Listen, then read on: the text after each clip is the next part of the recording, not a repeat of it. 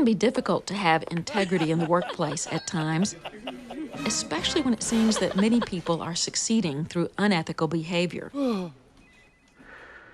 It can be tempting to throw up your hands and say, I've got to be unethical if I want to succeed.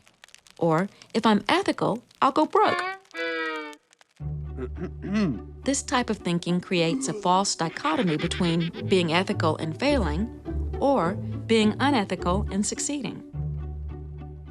There's actually a movie called Margin Call, and one of the things he says at the end is, I don't remember the exact quote, but he says there's 3 things that we can do to be better than our competitors. We can be first, we can be smarter, or we can cheat. A lot of times people think to really make the most amount of money that they possibly can, they can cut corners and that sort of thing. Because of that climate, it's really easy to feel like anyone who's really successful at a certain point must have done something bad. Some people are able to break out of this type of thinking, even in very tough circumstances. They have what scholars such as Mark Johnson and Patricia Werhane have referred to as moral imagination. Moral imagination is the ability to think outside the box and envision ways to be both ethical and successful, alternatives that many people cannot even imagine.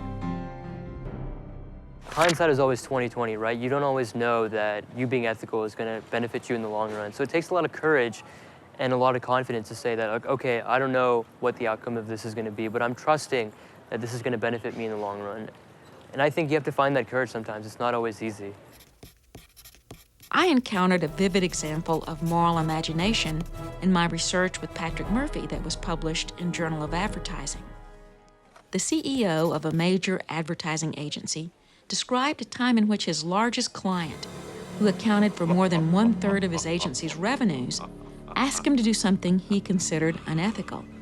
He objected, but the client dug in his heels and insisted that the advertising agency carry out the unethical behavior. The CEO went back to the office and discussed the client's request at length with his team. After a good deal of deliberation, they came to the conclusion that they couldn't comply with the request.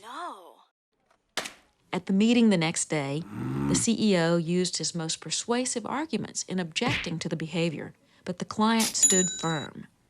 The CEO resigned the account just before the client fired him.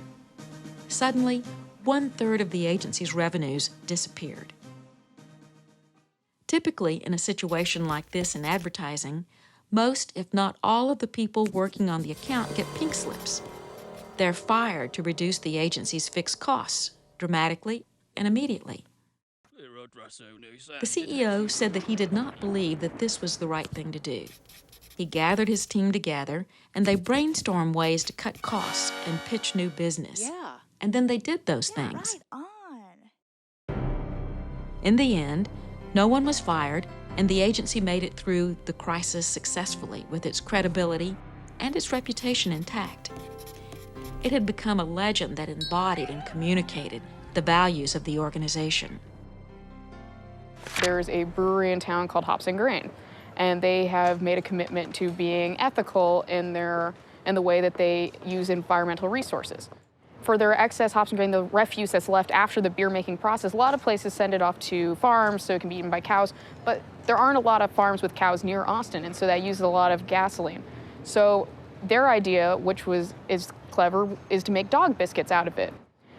It costs more money up front, and so a lot of people probably would have told them they were being crazy, that they were wasting money where they didn't need to. We see a lot of success in companies like Tom's, companies like Whole Foods, companies that are really doing a lot to say, this is a wrong thing that's in our society. As a business, what can we do to make it a right thing? How can we fix it? So what can we do to develop moral imagination? First, reject the false dichotomy that we have to either be ethical and go broke, or be unethical and successful. Second, accept the fact that ethical problem solving is part of our role as professionals, and apply the same problem-solving skills and approaches to ethical issues as we do to other issues. Third, talk with other people who share our perspective about the importance of finding ethical approaches and brainstorm alternatives. And finally, have courage. We can have the best values in the world, but they don't do anyone any good if we don't have the courage to put them into action. Most people have the ability to be creative. It's just about trying to be and accepting that you can be good at it. You're not born with a certain set of skills and you're terrible at everything else. If you surround yourself with honest people and people who are courageous and brave enough to think outside the box and find new methods, I think that you'll find new methods too. It takes a certain amount of courage to be able to say that you want to do things differently than what's been the industry standard.